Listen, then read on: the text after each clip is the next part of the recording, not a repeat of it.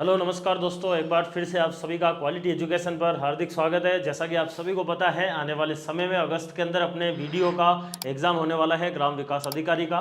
और उसमें जो है वो कुछ ऐसे टॉपिक है जो कि राजस्थान भूगोल में और राजस्थान की अर्थव्यवस्था के अंदर दे रखे हैं, और जिनको जो है वो पढ़ने को लेकर जो है वो बच्चों के अंदर कई सारी जो है वो समस्या हो रही है।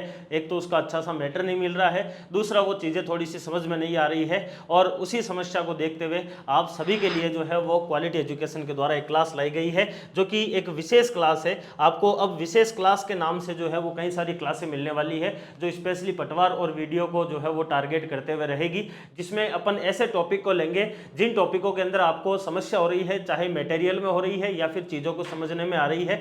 आप जो है वो कमेंट में भी बता सकते हैं कि सर इस टॉपिक की क्लास लेनी है, इसमें थोड़ी सी हमारे क्या हो रही है, समस्या हो रही है। तो वीडियो भर्ती 2025 के अंदर राजस्थान में पर्यावरणीय मुद्दे, अब चूंकि आपके सिलेबस में ये लाइन तो नहीं लिखी हुई है, लेकिन इस लाइन से संबंधित कुछ पॉइंट जो है वो जरूर लिखे हुए हैं।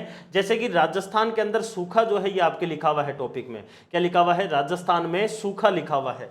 दूसरे नंबर पर आपके आता है राजस्थान के अंदर अकाल। एक लिखा हुआ है राजस्थान के अंदर बंजर भूमि।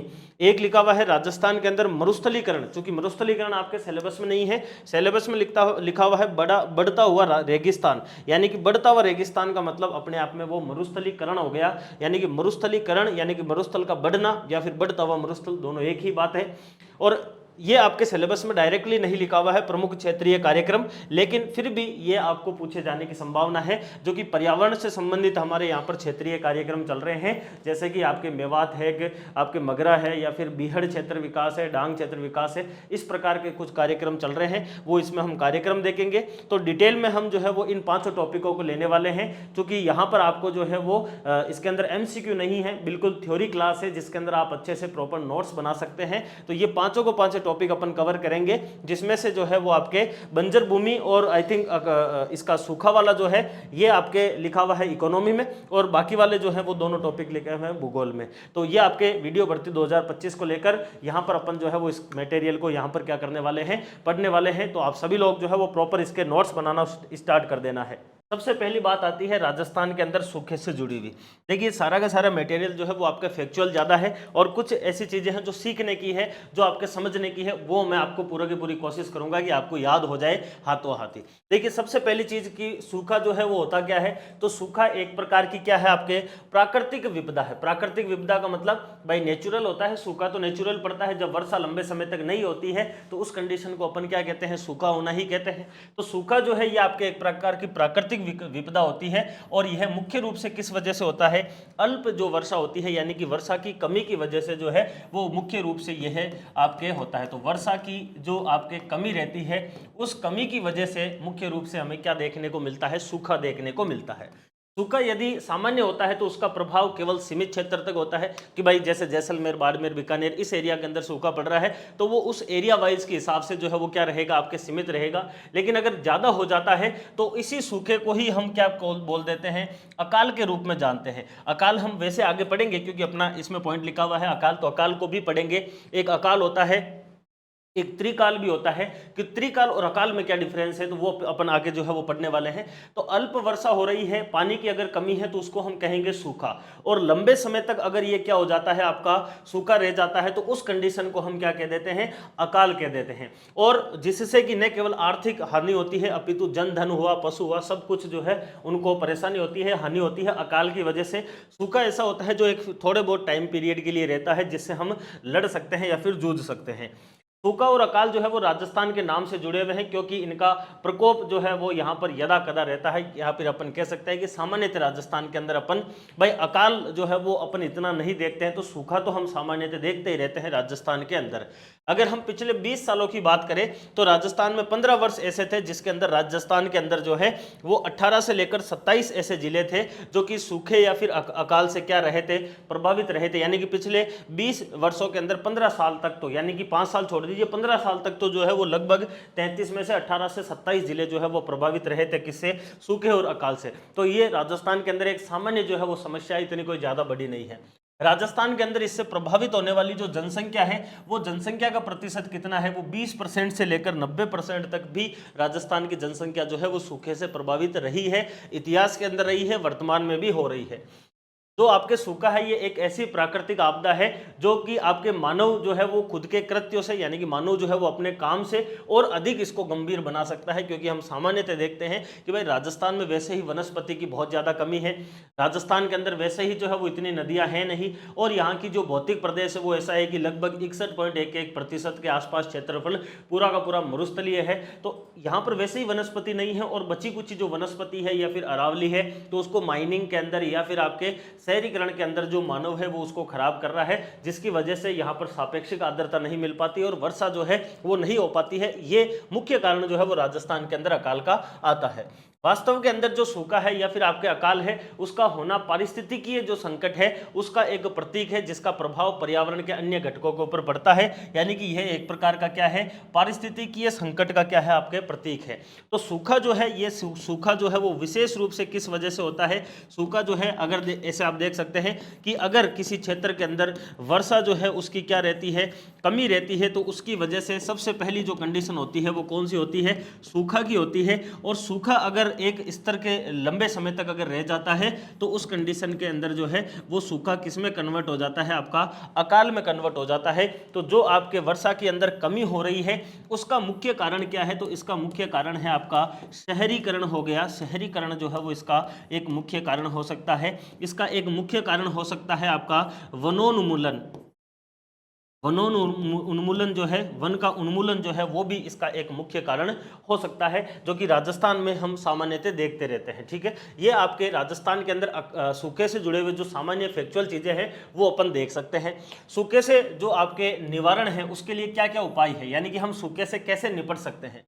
राजस्थान के अंदर जो सूखा है इसकी समस्या एक अल्पकालीन समस्या जो है वो नहीं है, यानी कि हमारे यहाँ पर कोई कम टाइम पीरियड के लिए सूखे की समस्या नहीं है। इस साल सूखा रह गया, अगले साल भयंकर बारिश हो गई, फिर भी उससे अगले साल वापस सूखा पड़ सकता है। तो सूखे जैसी जो समस्या है ये हमारे जो है वो एक प्रकार से बहुत लंबे पीरियड की है, इसीलिए इस समस्या का भी जो हल है वो कैसा होना चाहिए, स्थायी हल जो है वही इसका जो है वो दीर्घ काल तक क्या कर सकता है, इससे हमें बचा सकता है।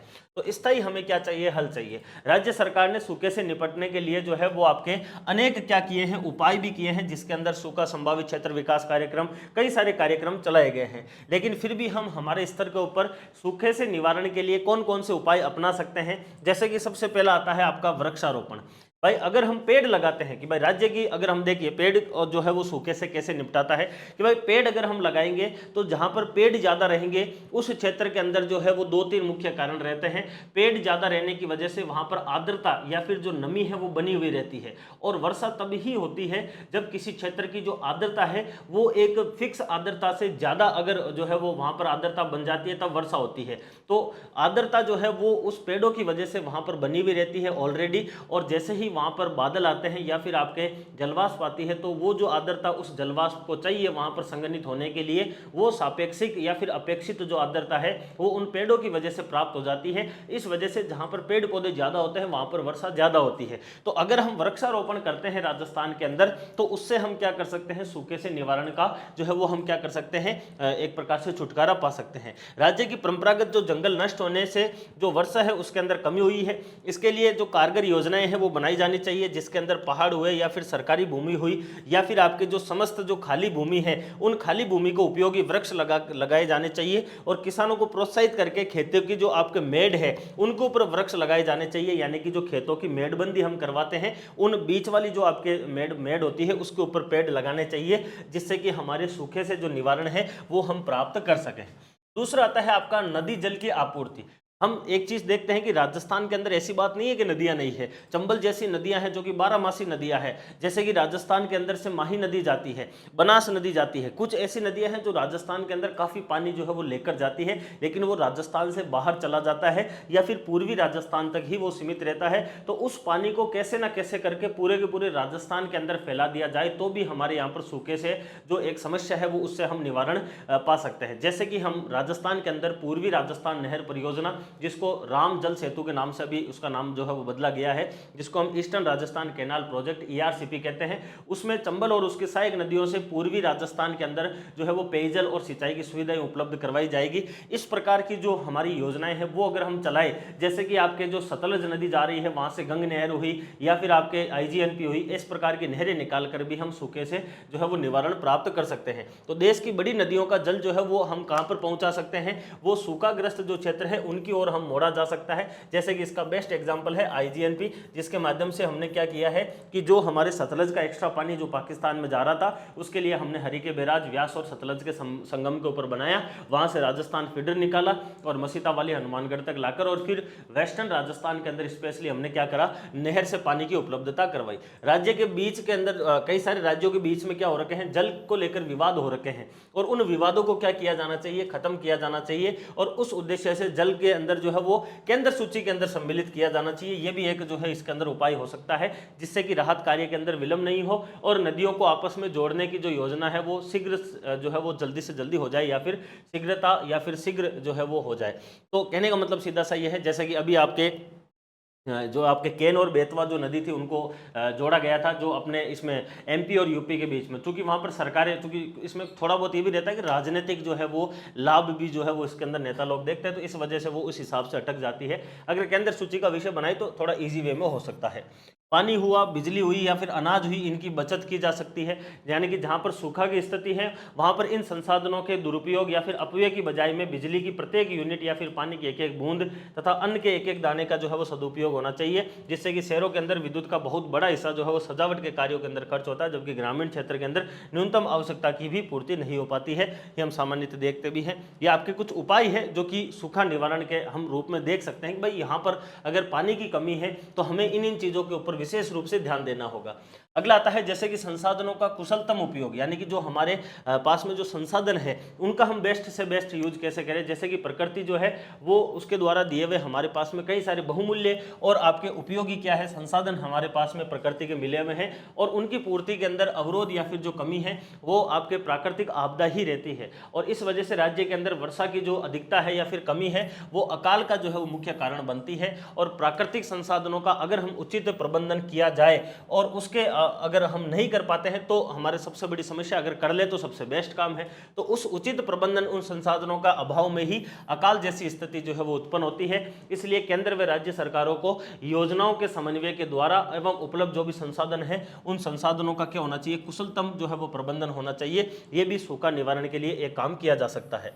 अगला आता है आपके सामूहिक ग्राम सेवा योजना, जिसके तहत सूखे की जो समस्या है उसके मुक्ति के लिए जो है वो सामूहिक रूप से पूरा का पूरा जो गांव है उनके लोगों को मिलना चाहिए और योजना जो है वो चलाई जानी चाहिए, जिसके अंतर्गत प्रत्येक विद्यालय की बात हो, चाहे ग्राम पंचायत की बात हो या फिर निकटवर्ती तालाब हो, बावड़ी की खुदाई हो या फिर उनके रखरखाव हो, उनके ऊपर जो है वो या फिर आपके जो खाली पड़े हुए आपके ताल यानी कि जो जमीन वगैरह पड़ी हुई है उसके चारों ओर या फिर वृक्ष जो है वो मैक्सिमम लगाने का हमें काम किया जाना चाहिए। जिसके अंतर्गत जैसे अभी मुख्यमंत्री जल स्वावलंबन अभियान चलाया गया था या फिर आपके राजीव गांधी जल संचयन योजना चलाई गई थी। ये मुख्य रूप से इनका उद्देश्य क्या था भाई, जल स्वावलंबन में जो पुरानी संरचनाएं बनी हुई थी जल की उनको पुनर्जीवित किया जा रहा था। राजीव गांधी जल संचयन के अंदर जो वर्षा का जल है उसको जो है वो संरक्षित किया जा रहा था। अटल भूजल योजना चलाई गई है, ठीक है ना। इस प्रकार की योजनाएं जो है उनके माध्यम से जो है वो जनता का क्या लिया जा सकता है, यूज लिया जा सकता है। जैसे कि मनरेगा योजना के तहत हमारे कई सारे काम होते हैं जिसमें हम जो है वो नाली है, तालाब है, इनका निर्माण करवाते भी रहते हैं।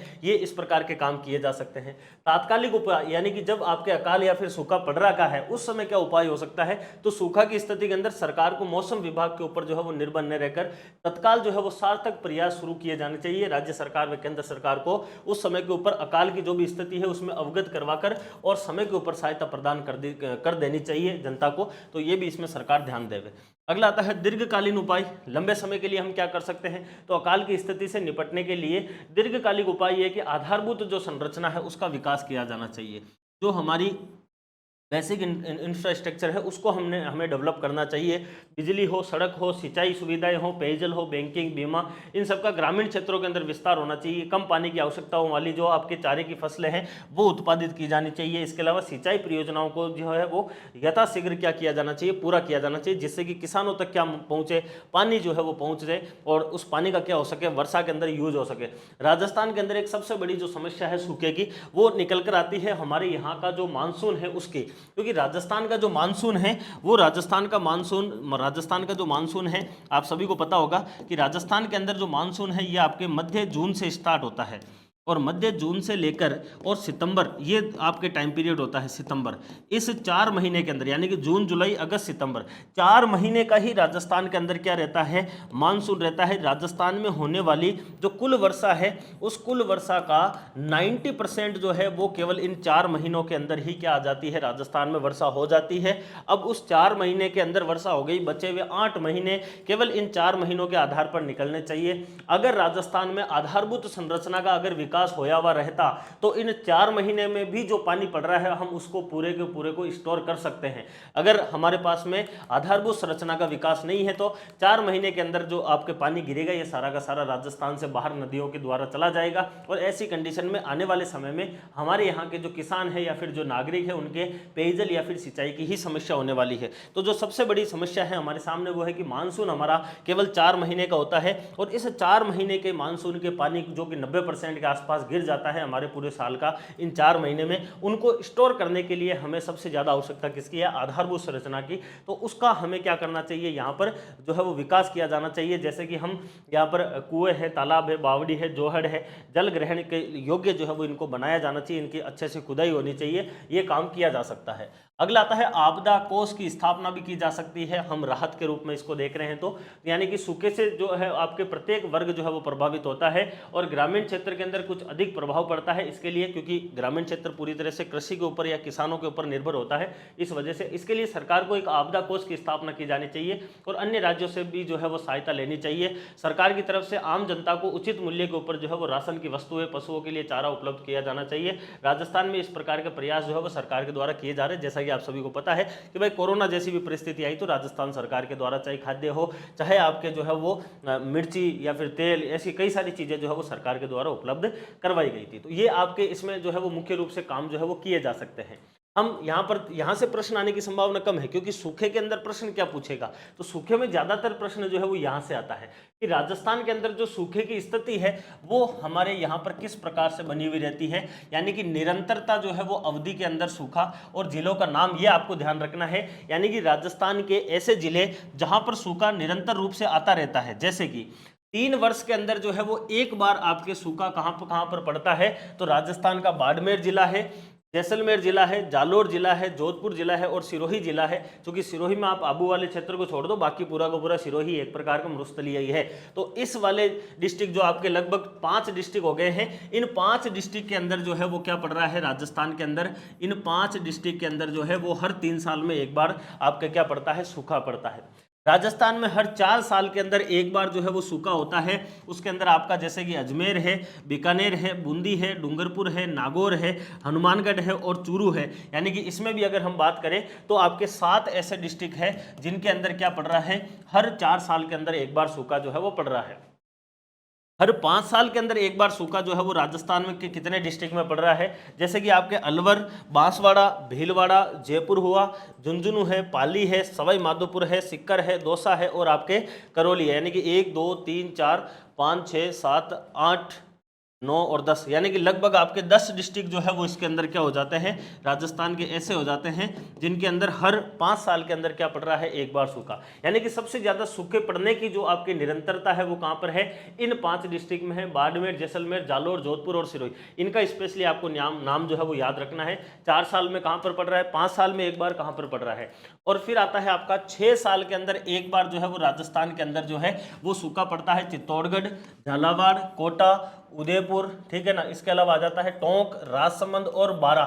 यानी कि आपके इसके अंदर भी जो है वो 4 और 3 7 ऐसे डिस्ट्रिक्ट हैं जिनके अंदर हर 6 साल के अंदर एक बार सूखा पड़ता है। फिर हर 8 साल के अंदर राजस्थान में एक बार सूखा जो है वो केवल 2 ही डिस्ट्रिक्ट के अंदर पड़ता है, जो कि राजस्थान के पूर्वी जिले हैं भरतपुर और धौलपुर, जहां पर सबसे कम जो है वो सूखे की स्थिति होती है। ये राजस्थान के अंदर सूखे की स्थिति है, जो कि उसके अंदर अपन कह सकते हैं निरंतरता या फिर आवृत्ति जो है वो राजस्थान में कितनी रहती है। ठीक है, तो यहाँ पर हमने जो है वो स्पेशली किसके बारे में बात करी है, यहाँ पर सूखे के बारे में बात करी है। तो राजस्थान के अंदर जो है, चूंकि सूखे से प्रश्न आने की संभावना इतनी ज्यादा है नहीं कि भाई सूखे से क्या प्रश्न पूछेगा, तो सूखे की स्थिति होती है अल्प वर्षा। ठीक है, जिसमें हमने देखा है कि भाई सूखे के निवारण के उपाय क्या क्या हो सकते हैं, उसके बारे में हमने डिस्कशन किया है, और राजस्थान में सूखे की स्थिति जो है वो किस प्रकार से क्या है। दूसरा पॉइंट अपने आता है वो है राजस्थान के अंदर अकाल। भाई अकाल जो है ये इंपॉर्टेंट है, यहां से प्रश्न आता है। सूखे के बाद में आता है राजस्थान के अंदर अकाल। अकाल, काल का मतलब है कि एक प्रकार से कमी होना, और एक का मतलब है एक चीज की। वैसे इसके 2-3 रूप होते हैं, अभी हम देखेंगे, लेकिन एक दोहा आपके सामने लिखा हुआ है, इस दोहे को आप एक बार गौर करिए। जैसे लिखा हुआ है पग पुंगल। पुंगल एक जगह पड़ती है जो कि आपके बीकानेर में पड़ती है, और पग का मतलब है पैर। तो पग पुंगल धड़, धड़ अपन बोलते हैं इसको, हमारा ये धड़ हो गया। धड़ कोटड़े, कोटड़े भी एक जगह है जिसको हम जो है वो, पुंगल एक जगह है, कोटड़े एक जगह है। और बाहु, बाहु का मतलब है हाथ, वो कहां पर है, बाड़मेर। तो पग पुंगल धड़ कोटड़े बाहु बाड़मेर, जाय लादे जोधपुर, यानी कि जाय लादे, लादे का मतलब होता है मिलना हमारे मारवाड़ के अंदर। और ठावो जैसलमेर, ठाव का मतलब होता है जिसका ठिकाना है, कहां पर वो रह रहा है। तो पग पुंगल धड़ कोटड़े बाहु बाड़मेर, जाय लादे जोधपुर, ठावो जैसलमेर, ये कथन किसके लिए कहा गया है राजस्थान में, तो अकाल के लिए कहा गया है। ये प्रश्न आपको डायरेक्टली पूछा जा सकता है। दोहे का डायरेक्टली अर्थ भी मैंने यहाँ पर लिख दिया है, लेकिन फिर भी आप समझ सकते हैं कि अकाल जो है उसके पेड़ तो कहां पर है आपके पुंगल, पग कहां पर है, पुंगल बीकानेर के अंदर है। धड़ जो है वो कहां पर है, कोटड़ा मारवाड़ के अंदर है। और जिसकी भुजाएं यानी कि बाहु जो है वो बाड़मेर के अंदर है, जो कि स्थायी रूप से माने जाते हैं। लेकिन तलाश करने के ऊपर ये जोधपुर में भी मिल जाता है, जाय लादे जोधपुर, यानी कि अगर हम ढूंढने के लिए जाए तो जोधपुर में भी मिल जाता है। एवं जैसलमेर तो इसका खास ठिकाना है, यानी कि ठावो जैसलमेर। तो ये दोहा जो है वो किसके लिए है, राजस्थान में अकाल के लिए है। आप इसको अच्छे से याद रखिए, ये प्रश्न भी एग्जाम में डायरेक्टली पूछा जा सकता है। अब कुछ राजस्थान के हम अकाल वगैरह बहुत सारी इसकी हिस्ट्री वगैरह देखने वाले हैं। जैसे कि राजस्थान के अंदर जो है वो 1866 का एक टाइम पीरियड था, जब राजस्थान के अंदर अब तक का जो है वो सबसे भयानक क्या आया था, अकाल आया था। कब, 1866 के अंदर, जिसको क्या कहते हैं, ग्रेट राजपुताना अकाल भी जाना जाता है, जिसको राजपुताना अकाल या फिर ग्रेट राजपुताना अकाल के नाम से हम जानते हैं, जो कि राजस्थान हुआ, गुजरात हुआ, पश्चिमी उत्तर प्रदेश जो है यहां पर हुआ, और पंजाब, इन सब के जनजीवन के अंदर इस अकाल से बहुत बुरी तरह से प्रभावित होता है। और 1866 के इसी साल के अगस्त महीने के अंदर जो है वो थोड़ी सी बारिश होती है। तो 1866 के अंदर ग्रेट राजपुताना अकाल जो है वो आता है, जो कि राजस्थान के इतिहास में एक बहुत ही भयावह स्थिति लेकर आता है, जो कि राजस्थान ही नहीं बल्कि आसपास के राज्यों को भी प्रभावित करता है। उसके बाद में एक ऐसी ही जो है वो अनावृष्टि की जो है वो स्थिति बनती है, जो कि 1899 के अंदर बनती है। इसको अपन आगे और भी देखेंगे, जिसका अगर हम बात करें, विक्रम संवत कौन सा था, विक्रम संवत था 1956 के अंदर, विक्रम संवत है 1956। और इसी 56 की वजह से जो है वो क्या कहा गया, इसको कहा गया छप्पनिया का अकाल। यह भी हम आगे और देख लेंगे, इसको क्या कहा गया, आपके छप्पनिया का अकाल कहा गया। और इस साल भर जो है वो एक जल की बूंद भी नहीं गिरी, लोग जो है वो भुखमरी की हालत के अंदर जो है वो जीवन का गुजारा किए थे, और कई लोगों की इसके अंतर्गत जो है मृत्यु भी होती है। तो एक तो हो गया ग्रेट राजपुताना काल, दूसरा हो जाता है छप्पनिया का काल, क्योंकि यहाँ पर 1956 विक्रम संवत है। विक्रम संवत जो होता है ये आपके 57 साल आगे चलता है, आपके जो ये जो ग्रेगोरियन कैलेंडर होता है, जो अंग्रेजों वाला होता है, ईसा मसीह के हिसाब से चलता है, ईस्वी के हिसाब से।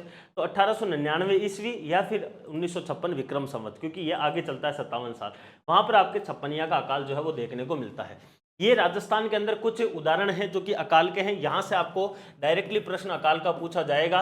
जैसे कि राजस्थान के अंदर स्थायी पाहुना किसको बोलते हैं, भाई पाहुना हम किसको बोलते हैं, मेहमान को। और स्थायी का मतलब है जो रेगुलर आता है, तो रेगुलर आने वाला जो राजस्थान के अंदर पाहुना है वो कौन है, तो स्थायी पाहुना राजस्थान में कहा जाता है सूखा जनित अकाल। किसको बोलते हैं, सूखा। अभी हमने सूखा पढ़ा है, हमने बात करी कि अल्प वर्षा की वजह से सूखा जैसी स्थिति आती है, लेकिन अगर सूखा जो है वो बड़े एरिया को और लंबे समय तक प्रभावित करता है, तो उसी सूखे को हम क्या कह देते हैं, अकाल कह देते हैं। तो ऐसा अकाल जो कि सूखे की वजह से आ रहा है, उसको राजस्थान के अंदर स्थायी पाहुना के नाम से जाना जाता है। अगला आता है आपके चालीसा अकाल। चालीसा जो शब्द है ये बेसिकली विक्रम संवत 1840 की वजह से ये निकल कर आया है, और अगर इसमें हम 57 जोड़ देते हैं तो आपके लगभग जो है वो क्या निकल कर आएगा, आपके 1783 ईस्वी है, इसमें अगर हम 57 जोड़ेंगे तो 1840 जो है वो आपके क्या निकल कर आएगा, विक्रम संवत निकल कर आएगा। और इस समय जो है वो 1840 विक्रम संवत के अंदर जो है वो आपके अकाल पड़ता है, जिसको चालीसा अकाल कहा गया है, क्योंकि वो 40 से जो है वो निकल कर आ रहा है। फिर अगला आता है आपका पंचकाल। राजस्थान के अंदर 1812 से लेकर 13 ईस्वी के अंदर जो है वो पंचकाल के नाम से एक अकाल पड़ता है, जो बहुत महत्वपूर्ण है। ये सारे के सारे नाम इंपॉर्टेंट है, आप इनको याद रखना है। चालीसा अकाल जो है ये आपके 1840 विक्रम संवत का है। पंचकाल राजस्थान के अंदर 1812-13 के अंदर पड़ता है। एक अकाल आता है राजस्थान के अंदर सहसा बदूसा का नाम से। किस नाम से आता है? सहसा बदूसा अकाल, जो कि ईस्वी के हिसाब से तो है 1842-43, और विक्रम संवत के हिसाब से इसमें आप कितना जोड़ दो, 57 ऐड कर दीजिए, तो विक्रम संवत 1901 में आता है, लेकिन वैसे इसको जो है वो 1842-43 में आता है। फिर आता है राजस्थान के अंदर त्रिकाल। त्रिकाल जैसा कि मैंने कहा था कि अकाल के अंदर केवल एक चीज की कमी होती है, चाहे पानी की हो, चाहे चारे की हो, ठीक है ना, चाहे अन्न की हो, लेकिन त्रिकाल के अंदर तीनों चीजों की कमी हो जाती है, यानी कि पानी की भी हो जाती है, अन्न की हो जाती है और चारे की भी हो जाती है। और राजस्थान के अंदर 1866 से 1868 और 69 वाले वर्ष के अंदर त्रिकाल के रूप में राजस्थान में अकाल पड़ा था। ये भी एक जो है वो आपके भयंकर अकाल था। उसके बाद में राजस्थान के अंदर आता है आपका छप्पनिया का अकाल, जो कि अभी मैंने बताया भी था कि विक्रम संवत 1956 की वजह से इसको कहा गया छप्पनिया का अकाल, और वैसे ही आता है 1899 ईस्वी के अंदर आता है, जिसे हम छप्पनिया अकाल के नाम से जानते हैं। फिर एक और आपके अकाल आता है जिसका नाम है महाअकाल। राजस्थान के अंदर 1987-88 के अंदर एक अकाल आता है, जो कि आपके महाअकाल के नाम से भी जाना जाता है। राजस्थान के अंदर जब छप्पनिया का अकाल आया था, उस दौरान लोगों के द्वारा जो कौन सा पेड़ था वो लगाया गया था, तो खेजड़ी का जो वृक्ष है वो लोगों के द्वारा इस टाइम पीरियड के अंदर मुख्य सहारे के रूप में रहा था, छप्पनिया के अकाल के रूप में। ये भी आप इसमें याद रख सकते हो। ये राजस्थान के अकाल के कुछ प्रमुख उदाहरण हैं जो आपको डायरेक्टली एग्जाम के अंदर पूछे जाने वाले हैं। फिर 1952 से लेकर 2016 तक का एक आंकड़ा अपने सामने आता है, और इस 1952 से देश आज़ाद हुआ उसके बाद से लेकर 2016 तक राजस्थान के अंदर जो है वो वाले वर्ष थे जिसके अंदर अकाल नहीं पड़ा था, बाकी लगभग हर वर्ष में पड़ा था। जैसे कि 1959-60 में नहीं पड़ा था, ठीक है, 1973-74 में नहीं पड़ा था, 1975-76 में नहीं पड़ा, 1976-77 में नहीं पड़ा, 1990-91 में नहीं पड़ा, और 1994-95 में नहीं पड़ा। बाकी लगभग हर वर्ष के अंदर राजस्थान के अंदर क्या पड़ा था? अकाल पड़ा था। सूखे से जो है वो आपके निर्मित अकाल ज्यादा था। वर्ष 2000 और 2001 की अगर हम बात करें तो इस टाइम पीरियड के अंदर राजस्थान के अंदर केवल और केवल धौलपुर को छोड़कर जो है वो आपके राजस्थान के सभी जिले जो थे वो अकाल से प्रभावित हुए थे। कब? 2000 से 2001 के बीच में। ये आप इसमें याद रख सकते हैं। बाकी सभी जिले जो है वो राजस्थान के क्या हुए थे? अकाल से प्रभावित हुए थे। और इसके बाद में सन 2009 और 10 के अंदर राजस्थान के 27 जो जिले थे वो आपके अकाल से प्रभावित हुए थे। वैसे अभी मैं लास्ट में आपको पूरे के पूरे बता दूंगा लेटेस्ट अपडेट तक जो सरकार के द्वारा जारी किए गए हैं। तो 2009-10 के अंदर 27 जिले जो है वो प्रभावित हुए थे। 2000-2001 में धौलपुर को छोड़कर पूरे के पूरे राजस्थान के जो जिले थे वो इसके अंदर क्या हुए थे? आपके सभी जिले अकाल से प्रभावित इसके अंदर हुए थे। ठीक है साहब, ये भी याद रह जाएगा। अगला देखिए, अगला आता है आपके राजस्थान के अंदर अकाल के बारे में लोक कहावत जो है वो भी आपके प्रसिद्ध है। ये लोक कहावत कई बार अकाल की राजस्थान के अंदर पूछी जाती है आपके एग्जाम में, जिसको बोलते हैं तीजो कुरियो आठवो काल। क्या बोलते हैं? तीजो कुरियो आठवो काल। तीजो कुरियो और आठवो काल, ये आपको लाइन याद रखनी है। ये लाइन भी पूछी जा सकती है। और इसमें 3 शब्द है।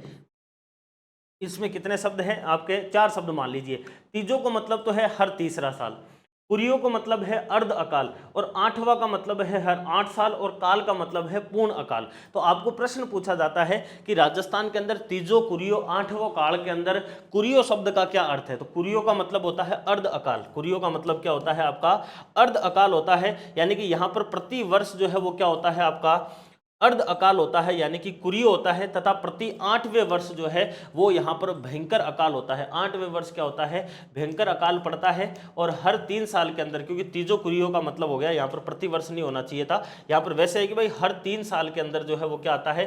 कुरियो आता है, यानी कि अर्ध अकाल जो है वो यहाँ पर देखने को मिलता है। हर 3 साल के अंदर जो है वो हमारे यहाँ पर राजस्थान के अंदर क्या होता है? अर्ध अकाल की स्थिति बनती है 3 साल के अंदर। ठीक है,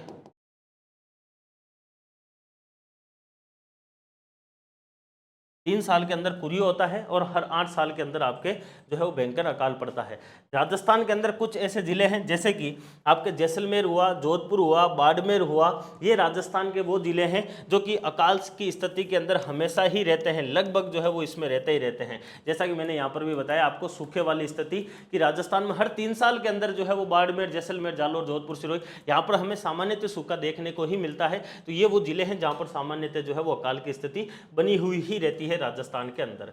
राजस्थान के अंदर 1999-2000 की अगर हम बात करें तो स्वतंत्रता के बाद में राजस्थान के अंदर अकाल रहित वर्ष के रूप में 1999 जो है वो आपके 2000 वाला टाइम पीरियड भी हमें देखने को मिलता है, जो आप इसमें भी ऐड कर सकते हैं। वैसे 2016 का तक का यहाँ पर दिया हुआ है, तो 1999-2000 तक जो है वो अकाल से रहित जो है वो हमारे टाइम पीरियड रहा था। लेकिन इस दौरान जो है वो एक आपके अकाल पड़ता है जिसका नाम था आपके खेड़ाऊ।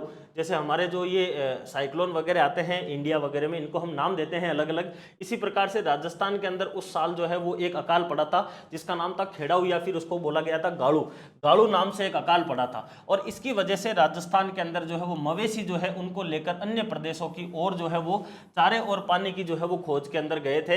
यानी कि राजस्थान के जो आपके गडरिये थे या फिर जो हमारे यहाँ पर जो रेवड़ वगैरह चराते थे वो इस खेड़ाऊ जो आपके अकाल था इसकी वजह से मवेशियों को लेकर, यानी कि सबसे ज्यादा जो पशु प्रभावित हुए थे वो हमारे इस खेड़ाऊ या फिर गाड़ू की वजह से होते हैं। राजस्थान के अंदर जो है वो राजस्थान के इतिहास के जनक के रूप में हम कर्नल जेम्स टोड को मानते हैं और उन्होंने भी यहाँ की स्थिति देखी थी अकाल वगैरह की। और कर्नल जेम्स टोड ने जो है वो राजस्थान के अंदर जो है वो इस अकाल की स्थिति को किसकी संज्ञा दी थी? प्राकृतिक रोग की। प्राकृतिक रोग की जो है वो संज्ञा दी थी किसने? कर्नल जेम्स टोड ने। ये प्रश्न कई बार पूछा जाता है कि राजस्थान के अंदर जो है वो अकाल व सूखे की समस्या जो है इसको आपके प्राकृतिक रोग की संज्ञा किसने दी है? तो कर्नल जेम्स टोड के द्वारा कहा गया है कि ये इनके प्राकृतिक रोग है, राजस्थान में ही आता रहता है। अकाल से संबंधित 2-3 और फैक्ट है। राजस्थान के अंदर जो है वो एक आता है फोई सागर, जो कि आपके अजमेर में स्थित है। इसी फोई सागर का जो है वो नया नाम बना दिया गया है वरुण सागर। और फोई सागर या फिर वरुण सागर जो है ये राजस्थान के अंदर जो है वो इस झील का निर्माण मुख्य रूप से, पहली बात तो करवाया कब गया था? 1891-92 में करवाया गया था। और इसका मुख्य उद्देश्य क्या था? अकाल राहत के लिए जो है वो इसका निर्माण होता है आपका फोई सागर अजमेर का। इसी प्रकार से एक और आती है आपके झील जिसका नाम है राजसमंद झील, जो कि 1962 के अंदर, सॉरी 1862 के अंदर जो है 1862 होना चाहिए यहाँ पर, 1862 के अंदर जो है वो आपके मेवाड़ के अंदर क्या पड़ता है? अकाल पड़ता है, बहुत ही भयंकर अकाल पड़ता है। तब यहाँ के शासक रहते हैं आपके राज सिंह जी, जो है वो यहाँ के शासक रहते हैं और उनके द्वारा क्या किया जाता है? इस आपके राजसमंद झील का जो है वो निर्माण करवाया जाता है। तो उस दौरान आपके राजसमंद झील का निर्माण होता है, अकाल पड़ा था और अकाल राहत के रूप में ही होता है। और इस झील का निर्माण देश का प्रथम अकाल राहत कार्यक्रम के रूप में भी माना जाता है। पहला अकाल राहत जो है वो आपके कार्यक्रम के रूप में राजसमंद झील मानी जाती है। एक और इंपॉर्टेंट फैक्ट आता है जो आपके अकाल से ही जुड़ा हुआ है, जिसको कहा जाता है मैक्रो ड्रॉट या फिर वृहद अकाल। तो राजस्थान के अंदर जो अभी हमने बात करी थी 2002 और 3 के अंदर, इस टाइम पीरियड के अंदर जो हमारे यहाँ पर अकाल आया था वो राजस्थान में 2002 और 3 का अकाल जो है वो आपके मैक्रो डॉट या फिर वृहद अकाल के रूप में भी जाना जाता है। और यह राजस्थान के पिछले 100 वर्ष का सबसे भीषण अकाल के रूप में जो है वो 2002-3 का अकाल माना जाता है, जिसको मैक्रो डॉट या फिर आपके वृहद अकाल के नाम से भी जानते हैं। तो ये आपके यहाँ पर जो है वो अकाल से जुड़े हुए कुछ हमने फैक्ट देखे। राजस्थान के अंदर अकाल के जो प्रकार है, जैसे मैंने कहा था कि अकाल, एक का मतलब हो गया एक, तो अकाल का मान जो है वो आपके होता है एक चीज की जो है वो कमी होती है आपके अकाल। अब वो एक चीज की कमी, इन तीनों चीजों की कमी हो सकती है। अकाल के देखिए टाइप के अंदर अगर हम बात करें तो अकाल के अंदर मतलब होती है एक चीज की कमी, एक की क्या होती है आपके कमी, इसी को ही हम क्या बोलते हैं? अकाल बोलते हैं। तो इन 3 चीजों की कमी हो सकती है भाई। अगर आपका अकाल जो है वो अगर अन्न की कमी है तो उसको हम बोलेंगे अन्न की वजह से होने वाला जो अकाल है वो हो जाएगा आपका अन्न जनित। तो अन्न काल तो हम बोलेंगे जिसके अंदर अन्न का क्या रहेगा? अभाव रहेगा। दूसरा हो सकता है जल काल, जिसके अंदर जल का अभाव रहेगा। तीसरा होता है आपके तृण काल, जिसके अंदर पशुओं के चारे और घास का अभाव रहेगा। और अगर ये तीनों की तीनों कंडीशन एक साथ हो जाती है तो उससे हम क्या कहेंगे? त्रिकाल कहेंगे, जिसके अंदर अन्न, जिसके अंदर चारा और पानी, इन तीनों का क्या हो जाता है? आपका भयंकर संकट हो जाता है। उस कंडीशन को हम क्या बोलते हैं? आपके त्रिकाल के नाम से जानते हैं। तो आपके राजस्थान में अकाल, अकाल का मतलब होता है एक की कमी, या तो अन्न की या जल की या तृण की, और तीनों की अगर एक साथ की कमी हो जाए तो उसको हम क्या बोलेंगे?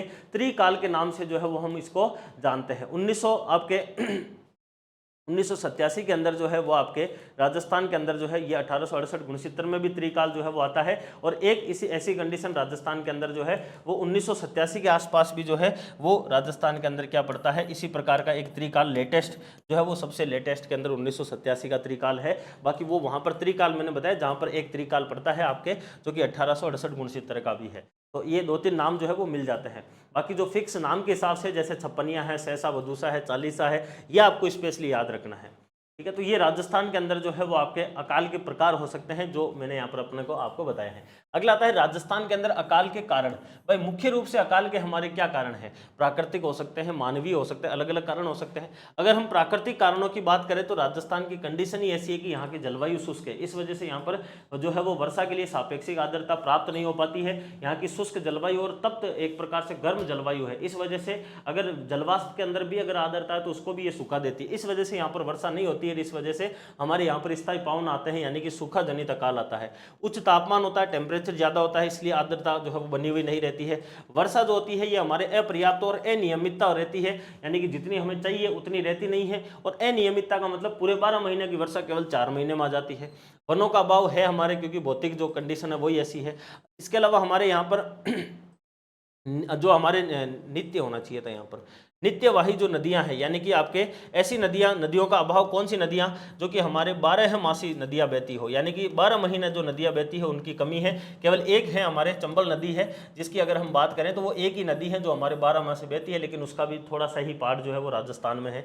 इसके अलावा राजस्थान के जो उच्चावच है उनके ढाल का जो स्वरूप है उनमें भी क्या हो रखा है, आपके परिवर्तन हो रखा है। इसके अलावा अन्न आच्छादन से जो है वो बालू की मात्रा के अंदर वृद्धि एवं विस्तार, यानी कि राजस्थान के अंदर अन्न आच्छादन का मतलब हो गया कि राजस्थान के अंदर जो वन है वो है नहीं, इतने नहीं है, तो इस वजह से जो रेत है, यहाँ की जो बालू मिट्टी है पश्चिमी राजस्थान की मरुस्थलीय क्षेत्र की, वो हमारे क्या हो रही है, दिनों दिन आगे बढ़ रही है, जिसकी वजह से वहां पर और मरुस्थलीकरण हो रहा है, जिसकी वजह से वहां पर और शुष्कता आ रही है, उच्च तापमान जो है वो बन रहा है। मानवीय कारणों के अंदर हमने वनों की कटाई करी है, अनियंत्रित और अतार्किक कटाई करी है, यह भी एक मुख्य कारण है। इसके अलावा जो आपका भूजल है, जो भूमिगत जल है, उसका हमने अंधाधुंध जो है वो विदोहन किया है। इसके आधार पर जो है वो एक डार्क जोन वाली कंडीशन भी बनती है कि जो राजस्थान के अंदर भूजल जो आपके ब्लॉक है उनके अंदर जो है वो राजस्थान में अधिकांश जो आपके ब्लॉक है वो किस में जा रहे हैं, डार्क जोन या फिर अति दोहित के अंदर जा रहे हैं। पारिस्थितिकी जो असंतुलन है वो हम यहाँ पर बना रहे हैं मानवीय कारण में। प्रदूषण तो हम कर ही रहे हैं, और पेयजल की हमारे जो है वो यहाँ पर बहुत ज़्यादा कमी है, क्योंकि हम इसका बहुत ज़्यादा वेस्टेज करते हैं पेयजल का। तो ये मानवीय कारण है जिनकी वजह से अकाल जैसी स्थिति बनती है। आर्थिक कारण क्या है, आर्थिक कारण है राजस्थान के अंदर एक तो मरुस्थलीय प्रदेश जो है वो पिछड़ी अर्थव्यवस्था है, इस वजह से यहाँ पर आधारभूत जो संरचना है उसका विकास नहीं हो सकता। यहाँ पर सीमित संसाधन है, कुछ विशेष रूप से हमारे यहाँ पर जो है वो प्राकृतिक संसाधन भी नहीं है। जनसंख्या वृद्धि का भी एक बोझ है, जनसंख्या बढ़ रही है लेकिन प्राकृतिक संसाधन नहीं है, तो किस प्रकार से मैनेजमेंट होगा। पशुओं की जो संख्या है उसमें भी वृद्धि हो रही है, पशुओं को सामान्यतः चारा हुआ या फिर आपके पानी हुआ, इसकी आवश्यकता होती है। ये कुछ आर्थिक कारण हैं जो कि राजस्थान के अंदर अकाल के जो कारण हैं उनके रूप में आ सकते हैं। अब अकाल की वजह से राजस्थान के अंदर क्या दुष्परिणाम पड़ रहे हैं, यानी कि नेगेटिव इफेक्ट जो है वो राजस्थान के अंदर क्या देखने को मिल रहा है, तो राजस्थान में हम निरंतर अकाल पड़ने से होने वाले जो दुष्परिणाम हैं उनको हम देखते हैं, सुनते हैं। अकालग्रस्त जो क्षेत्र है उनके अंदर जो है वो लोग अपने घरों का जो सारा सामान है वो बेच देते हैं, छोड़कर पलायन कर जाते हैं। ऐसी कंडीशन जो है वो हम देखते हैं सामान्यतः राजस्थान में जहाँ पर भी अकाल पड़ता है।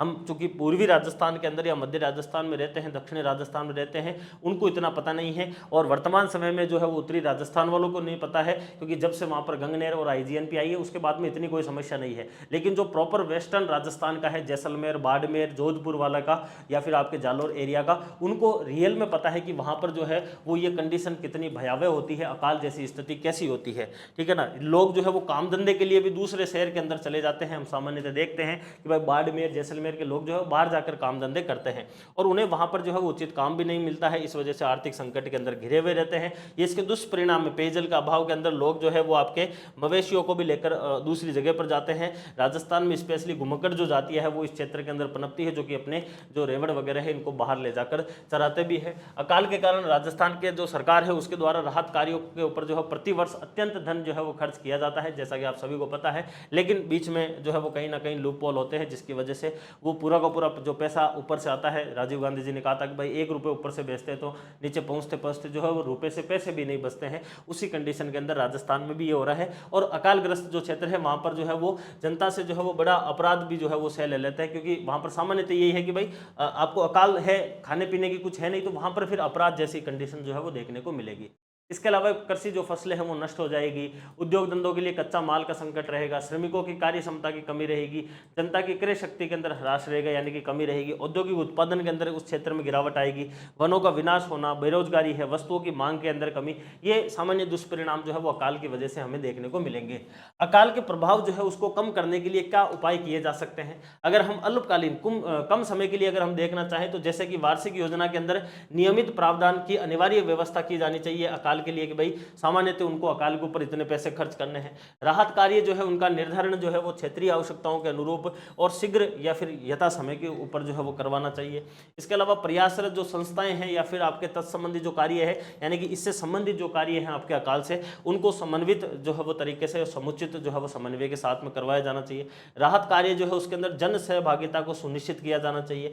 पेयजल जो है उस व्यवस्था के लिए हैंडपंप, ट्यूबवेल वगैरह ये खुदवाया जाने चाहिए। चारे की व्यवस्था सरकार के द्वारा होनी चाहिए। या फिर अभियाना का मतलब है कि पानी के ऊपर जो लगने वाला कर है उसको क्या करना चाहिए, माफ करना चाहिए। वैसे अभी वर्तमान समय में राजस्थान के अंदर ऐसा कोई भी कर लगाया नहीं जा रहा है। दीर्घकालीन उपाय की अगर हम बात करें तो उसके हिसाब से सिंचाई जो सुविधाएं हैं उनका विस्तार किया जाना चाहिए, जिससे कि जल जो संसाधन है उनका दीर्घकालीन उचित प्रबंधन हो सके। विशिष्ट जो आपकी योजनाएं हैं वो हमारे यहाँ पर चलाई जानी चाहिए, संगठन की स्थापना होनी चाहिए। सूखा संभावित क्षेत्र कार्यक्रम, मरु विकास कार्यक्रम जो है इनका प्रभावी रूप से संचालन होना चाहिए। योजना तो चल रही है लेकिन प्रभावी रूप से नहीं चल रही है। वृक्षारोपण का काम होना चाहिए। अकाल राहत कार्य जो है उनका अर्थव्यवस्था के समस्त क्षेत्रों के साथ में प्रभावी समन्वय स्थापित किया जाना चाहिए, ये काम हो सकता है। इसके अलावा आपके सुलभ जो जल क्षेत्र है उनका पता लगाकर उन क्षेत्रों के अंदर जल संसाधन का विदोहन किया जा सकता है। कृषि जो वानिकी है और जो चारागाह भूमि है उस विकास को जो है वो प्रोत्साहन देना, और जो आपके मरु प्रदेश है उनके अंदर भी जो है वो आपके बालू के टिब्बे वगैरह वहां पर ये काम हो सकता है। उपलब्ध जो जल संसाधन है उनका दीर्घकालीन प्रबंधन होना चाहिए। पर्यटन को भी आकर्षक बनाया जाए।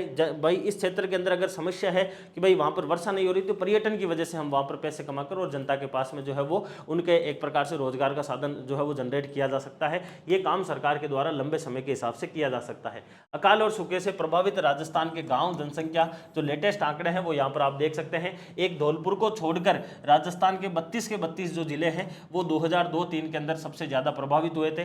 2004-05 में राजस्थान के 31 जिले जो है वो प्रभावित हुए थे, और अभी इसमें ये ज्यादा इंपॉर्टेंट नहीं है गांव और जनसंख्या। 2009-10 में 27 जिले प्रभावित हुए थे। राजस्थान के अंदर 2010 और 11 के अंदर अब तक सबसे कम जो है वो एक जो है वो आपके डिस्ट्रिक्ट जो है वो प्रभावित हुआ था, सबसे न्यूनतम जो है वो यही कंडीशन है। 2023-24 के अंदर राजस्थान के 13 जिले जो है वो प्रभावित हुए थे, और 2024-25 का जो लेटेस्ट आंकड़ा है राजस्थान के 20 ऐसे जिले हैं जो कि आपके अकाल और सूखे से प्रभावित हुए थे। लगभग 5,897 जो गांव है वो राजस्थान के किसकी वजह से प्रभावित होते हैं, अकाल और सूखे की वजह से प्रभावित होते हैं। गांव के हिसाब से 92 गांव एक डिस्ट्रिक्ट के 2010-11 में सबसे कम हुए थे। सर्वाधिक ये आंकड़ा अपने को मिला ही नहीं है कहीं पे। तो मैक्सिमम के हिसाब से याद रखना है 2002-03 का, मिनिमम के हिसाब से 2010-11 और वर्तमान के हिसाब से 2024-25 जो है वो आपके लेटेस्ट आ जाता है।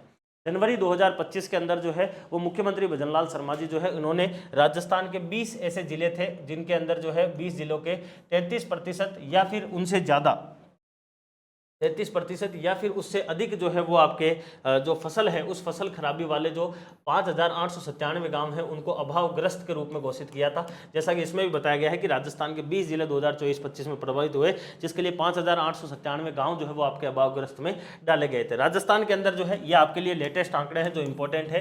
राजस्थान में सर्वाधिक जो है वो अभावग्रस्त कौन से डिस्ट्रिक्ट थे, तो टोंक है जिसके अंदर 865 गाँव जो है वो प्रभावित हुए थे, और बांसवाड़ा के अंदर 817 गाँव प्रभावित हुए। सबसे कम जो है वो 12 डिस्ट्रिक्ट था जिसमें केवल एक गांव प्रभावित हुआ था, और दूसरे नंबर पर सवाई माधोपुर था जिसमें केवल 2 गांव जो है वो आपके अकाल और आपके सूखे की वजह से प्रभावित हुए थे। ये आंकड़ा स्पेशली आप याद रख सकते हो जो कि आपके लिए इंपॉर्टेंट है, जो आने वाले एग्जाम में पूछा जा सकता है। ये आप सभी के लिए एक कोर्स है जो कि स्पेशली ग्राम विकास अधिकारी या फिर वीडियो 2025 के लिए लॉन्च किया गया था। बच्चों की बहुत ज़्यादा इसमें डिमांड थी कि राजस्थान अर्थव्यवस्था या फिर जो राजस्थान के संदर्भ में कृषि व आर्थिक संसाधन लिखा हुआ है जो आपके नए सिलेबस में भी 30 नंबर का रहने वाला है। इस वाले पोर्शन की यहाँ पर डिमांड आई थी, तो ये आपके कोर्स जो है वो लॉन्च किया हुआ है, ऑनलाइन वीडियो कोर्स है, जिसके अंदर आपको प्रिंटेबल नोट्स जो है ये भी दिए जा रहे हैं, यानी कि आप प्रिंट करवा सकते हैं नोट्स को। 199 के ऊपर छूट मिल रही है, इसमें 21% की DSR 01 अगर आप उपयोग में लेते हैं तो। इस कोर्स की ही जो है वो आपके एक क्लास नोट्स की किताब भी है, अगर आप देखना चाहो तो ये आपकी किताब है। इस किताब के अंदर जो है वो पूरा का पूरा मटेरियल जो आपके क्लास वाला नोट्स है वो इसके अंदर दिया गया है। बिल्कुल 100 पेजों के अंदर PYQ भी शामिल कर रखे हैं 2021 की भर्ती के, और उसके साथ में कुछ MCQ भी दे रखे हैं चैप्टर वाइज, और जो आपका विस्तृत सिलेबस है वो पूरा का पूरा इसमें कवर किया गया है। मात्र 80 रुपए की आपको मार्केट में ये किताब मिलेगी, और इससे शानदार किताब अभी तक नहीं आई है।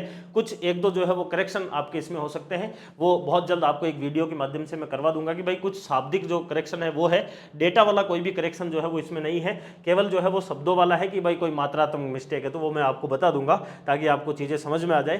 तो अगर आप प्रिंटेबल नोट्स नहीं निकालो तो ये किताब भी ला सकते हो, 80 रुपये वैसे ही आपके प्रिंट के लग ही जाएंगे, और बाकी आपके 150 रुपये के आसपास जो है ये आपके कोर्स पढ़ने वाला है। इसके अलावा एक सेशन जो है वो आपके लिए लिया गया था, जो विक्रम सिंह जी के साथ में वीडियो फर्स्ट रैंक 2021 भर्ती के अंदर फर्स्ट रैंक थी इनकी वीडियो के अंदर, तो वहां पर जो है वो टॉपर के साथ में हमने बात करी थी कि भाई किस प्रकार से क्या रणनीति रहनी चाहिए लास्ट टाइम के अंदर। तो वो आप सेशन जाकर देख सकते हैं, अपने यूट्यूब चैनल के ऊपर ही आपको मिल जाएगा। ठीक है, तो ये आपके कोर्स हो जाएगा, और किताब जो है उसके बारे में जानकारी यहाँ पर हो जाती है। अभी हम बात करेंगे राजस्थान के अंदर बंजर भूमि। यहाँ पर आपके दो टॉपिक हो गए हैं, राजस्थान में सूखा और राजस्थान में अकाल। देखिए फैक्चुअल प्रश्न जो है वो इतने ही हैं, क्योंकि अकाल और सूखे के अंदर जो डेटा वगैरह है वो जितना मुझे मिला वो मैंने आपको अपडेट करके दे दिया है, क्योंकि इससे ज़्यादा डेटा है नहीं। और अकाल और सूखा के अंदर जो है वो प्रश्न रिपीट होकर ही घूम घुमाकर जो है वो वही पूछता है, छप्पनिया का अकाल है, 40सा का है, 6सा बदूसा है, तो पूछता वही है, इसलिए आपको ज़्यादा उसके अंदर इतना उलझना नहीं है। ये ऐसे टॉपिक है जिनके अंदर प्रश्न एक दो आता है, लेकिन बच्चे जो है वो मैटर बहुत ज़्यादा पढ़ते हैं, इसलिए इतना ज़्यादा आपको डरना नहीं है उस चीज़ से कि भाई यहाँ से जो है वो प्रश्न कौन सा आएगा। अभी हम बात करेंगे जो तीसरा पॉइंट था अपना, राजस्थान के अंदर बंजर भूमि। अब बंजर भूमि जो है वो कहते किसको है? ऐसी भूमि जिसके ऊपर किसी भी प्रकार का कोई उपजाऊपन नहीं हो, यानी कि जो फर्टाइल भूमि नहीं है उसको हम क्या कहते हैं? बंजर भूमि कहते हैं। तो भाई बंजर भूमि की डेफिनेशन क्या है? तो वह भूमि जो कि कृषि योग्य नहीं है, यानी कि कृषि योग्य नहीं है वो आपके भूमि जो कृषि योग्य नहीं है उसको हम क्या कहते हैं? आपके बंजर भूमि कहते हैं, जिसका उपयोग केवल अन्य उद्देश्य के लिए किया जा सकता है, उसके बंजर भूमि कहते हैं। वहीं अगर हम बात करें तो इसका स्थान राजस्थान के अंदर कहां पर है? तो मुख्यतः राजस्थान में बंजर भूमि। अब बंजर भूमि के लिए ये जरूरी नहीं है कि उसमें रेत ही होना चाहिए, बंजर भूमि जो है वो आपके पथरीली भी तो हो सकती है। इसीलिए राजस्थान के अंदर जो है वो थार का मरुस्थल हुआ, या फिर दक्षिण पूर्वी जो हाड़ौती का पठार वाला हुआ, या फिर अरावली की जो पहाड़ियां हैं वो आपके एक प्रकार से बंजर भूमि के अंदर काउंट होती है। मेजर जो है वो थार का मरुस्थल है, बाकी हाड़ौती के क्षेत्र में भी पथरीला क्षेत्र है, आपके अरावली वाला क्षेत्र है, जहां पर आपके बंजर भूमि के रूप में भूमि पाई जाती है। बंजर भूमि की अगर हम स्थिति की बात करें तो आप आर्थिक समीक्षा 2024-25 के ऊपर जा सकते हैं, वहां पर आपके बिल्कुल लेटेस्ट आंकड़े जो है वो दिए हुए हैं, अपडेट दिया हुआ है। अगर आप देखोगे तो आर्थिक समीक्षा 2024-25 में 2023-24 का जो है वो भूमि के उपयोग की सांख्यिकी दे रखी है, जिसमें स्पेशली बता रखा है कि राजस्थान की भूमि का सबसे बड़ा जो हिस्सा है वो 53.10% किसमें खर्च हो रहा है? शुद्ध बोए गए क्षेत्रफल में हो रहा है, यानी कि राजस्थान के अंदर कृषि के रूप में 53.10% सबसे ज्यादा जो है वो यूज में हो रहा है। वहीं अगर हम बात करें तो राजस्थान के अंदर दूसरे नंबर पर जो है वो सबसे ज्यादा, अगर हम यूज की बात करें तो राजस्थान में दूसरे नंबर पर सबसे ज्यादा होता है 10.26% के ऊपर कौन? बंजर भूमि। यानी कि राजस्थान के अंदर सेकंड नंबर पर सबसे ज्यादा जो भूमि उपयोग है या फिर कह सकते हैं भूमि का हिस्सा है वो कौन सा है? बंजर भूमि है। और यह आर्थिक समीक्षा 2024-25 के अनुसार है, आप उसको एग्जैक्ट याद रखना है। 10.26% जो भूमि है राजस्थान की कुल भूमि की, वो कौन सी भूमि है? आपके बंजर भूमि के रूप में पाई जाती है, बंजर भूमि के रूप में पाई जाती है 10.26%। बाकी वाले अपने इतना काम का नहीं है, क्योंकि भाई अपने को केवल बंजर भूमि का ध्यान रखना है, टॉपिक हमारा बंजर भूमि है। आगे अगर हम बात करें तो राजस्थान में वर्ष 2023 के अंदर अगर हम बात करें तो टोटल जो हमारी भूमि है कितनी है? 342,239.74 वर्ग किलोमीटर है, जिसको अगर हम हेक्टेयर में बांटे तो 342.74 लाख हेक्टेयर आती है। और उसी में ही अगर हम बात करें तो फर्स्ट नंबर पर सबसे ज्यादा जो है वो हमारे 53.10 के साथ में शुद्ध बोया गया क्षेत्रफल है, और दूसरे नंबर पर, सेकंड नंबर पर हमारे जो है वो बंजर भूमि है, और थर्ड नंबर पर हमारे वानिकी है। तो आपको स्पेशली बंजर भूमि याद रखनी है, जो कि राजस्थान राजस्थान में 10.26% के हिसाब से जो है वो फैली हुई है। ये आपको प्रश्न पूछा जा सकता है। इसके अलावा ऊसर भूमि या फिर कृषि अयोग्य भूमि जो है वो 6.89% है और कृषि के अतिरिक्त अन्य उपयोगी भूमि जो है 5.93% के आसपास निकल कर आती है, जो इसी आंकड़ों के अंदर से ही आपको बताई गई है। ठीक है, अन्य चालू पड़त जो है वो 5.72 है। स्थायी जो चारागाह भूमि और गोचर भूमि है वो 4.81 है। चालू पड़त जो है वो 5.05 है और वृक्षों के जो झुंड और बाग है वो 0.11% है। अपने को यहाँ पर स्पेशली ध्यान रखना है, बंजर भूमि जो है वो 10.26% है और सबसे ज्यादा यूज हमारे जो भूमि है उसका शुद्ध बोया गया क्षेत्रफल के अंतर्गत किया जा रहा है।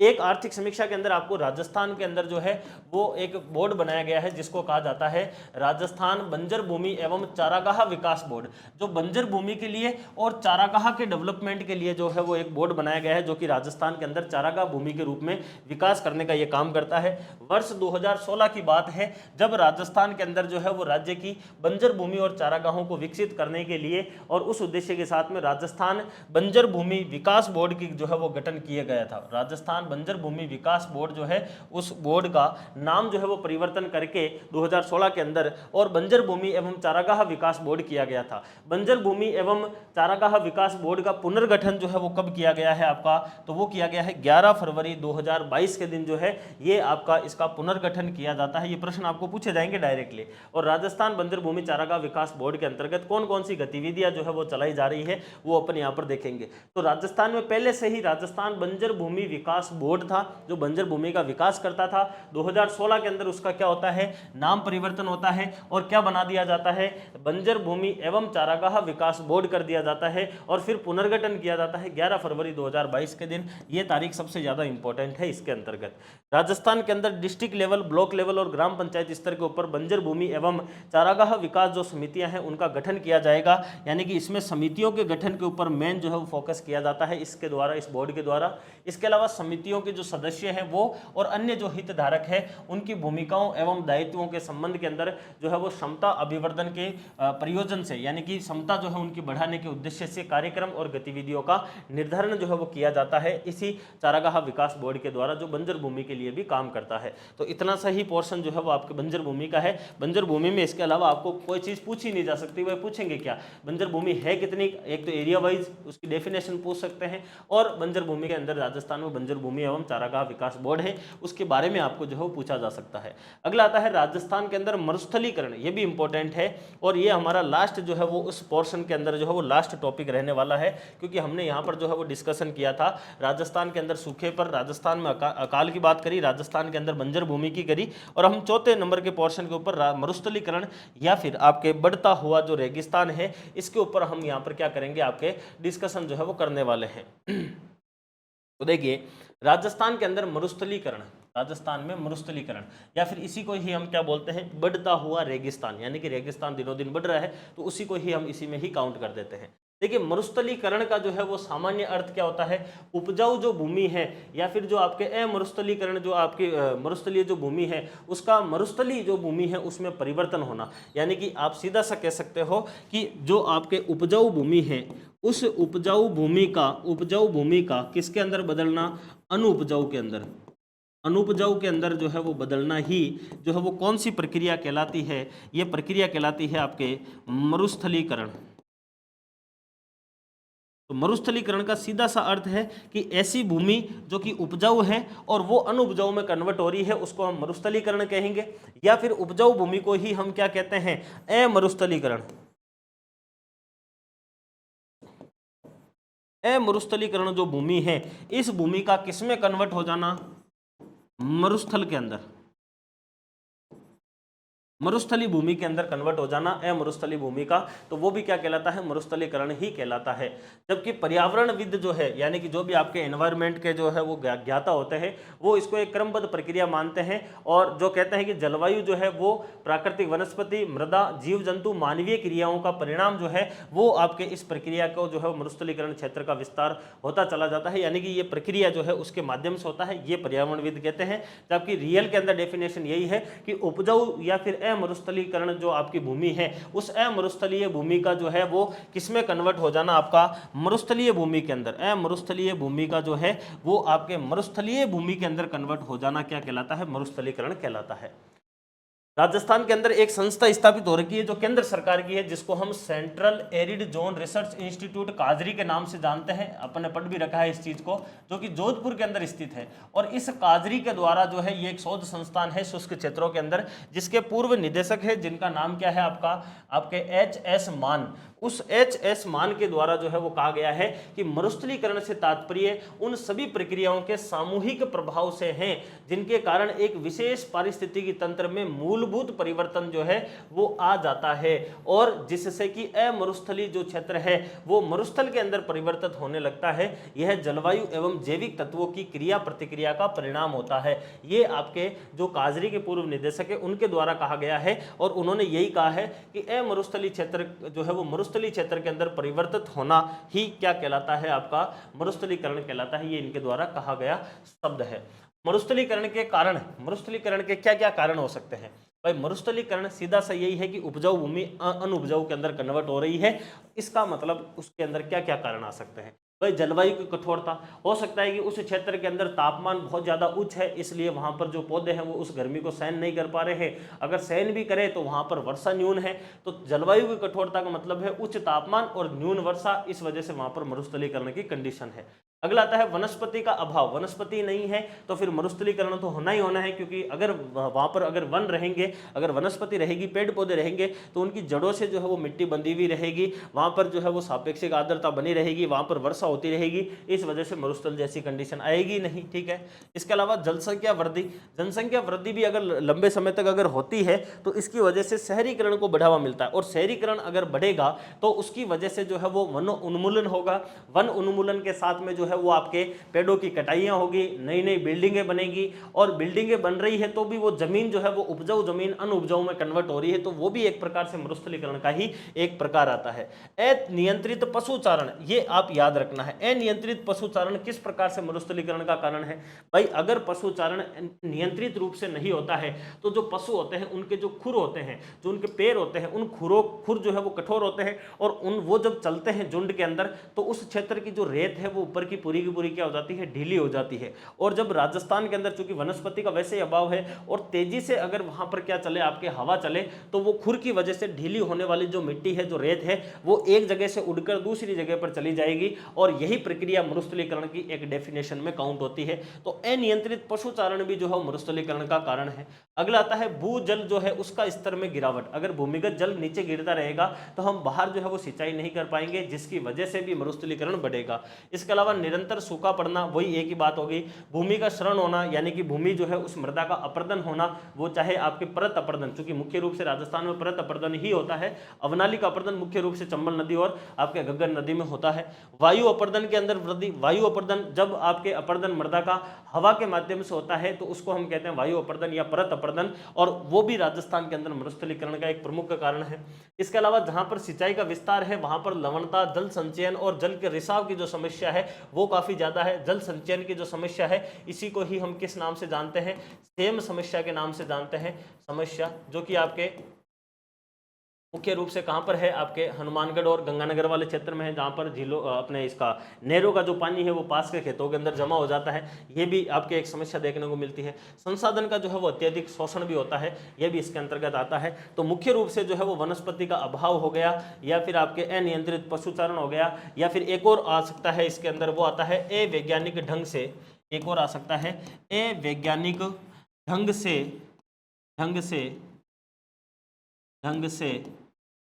कृषि।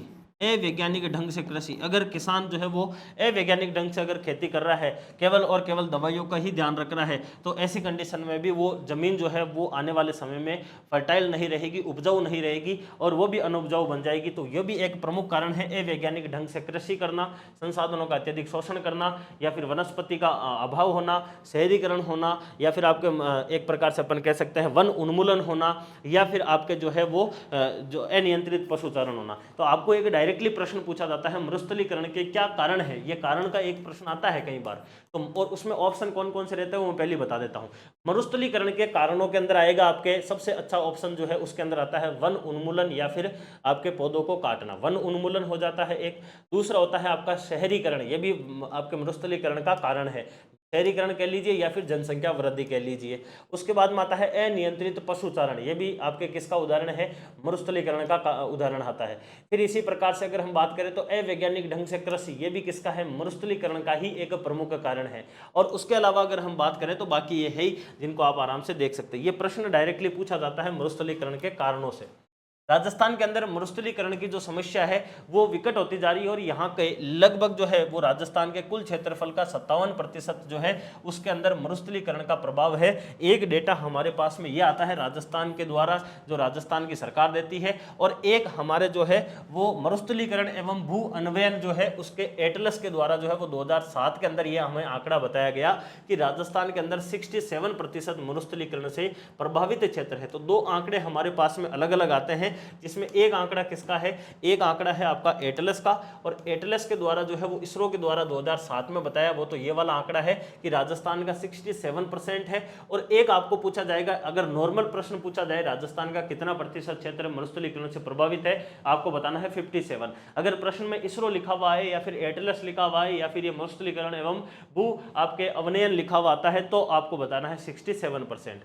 मरुस्थलीकरण से राजस्थान के अंदर सबसे ज्यादा जो आपके प्रभावित क्षेत्र है वो आपके प्रभावित क्षेत्र पश्चिमी राजस्थान है। और इसमें भी अगर हम बात करें तो बाड़मेर, जोधपुर, जैसलमेर, बीकानेर, नागौर जिले ये आते हैं। दूसरी श्रेणी के अंदर आपके अर्धशुष्क के अंदर नागौर है, सीकर है, जयपुर है, झुंझुनू, चूरू, अजमेर, दौसा, पाली ये वाले आते हैं। तो ज्यादातर हमारे जो है मरुस्थलीकरण से प्रभावित पश्चिमी राजस्थान के ही डिस्ट्रिक्ट जो है वो इसके अंतर्गत देखने को मिलते हैं।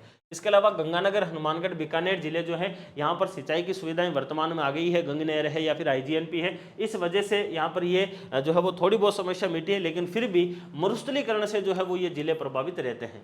राजस्थान के अंदर अरावली की जो पर्वतमाला है वहां पर मरुस्थलीकरण का जो प्रभाव है वो उसको रोके हुए है। आपको एक प्रश्न जो है वो इसके अंदर पूछा जाएगा, वो यहाँ पर मरुस्थल का मार्च अभी मैं बताता हूँ। किंतु वनोन्मूलन, खनन और अमानवीय क्रियाओं की वजह से पर्वतमाला भी आपके क्या हो रही है, मरुस्थलीकरण के अंदर असफल हो रही है। देखिए एक प्रश्न जो है वो आपको डायरेक्टली पूछा जाता है राजस्थान की अगर हम बात करते हैं, देखिए राजस्थान की अगर हम बात करते हैं तो आपका राजस्थान जो है वो कुछ इस प्रकार से नजर आता है।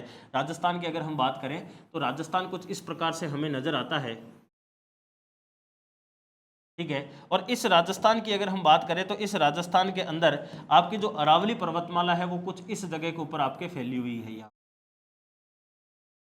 यहाँ पर अरावली फैली हुई है और इस तरफ पूरा का पूरा क्या है आपका मरुस्थल है, ठीक है साहब।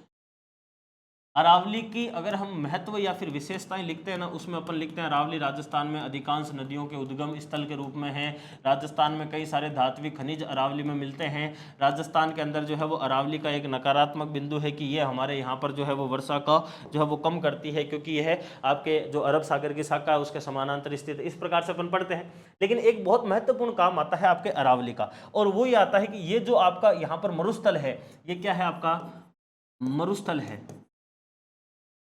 मरुस्थल है जो चलना होता है, चलना या फिर दौड़ना, उसको हम इंग्लिश में बोलते हैं मार्च करना।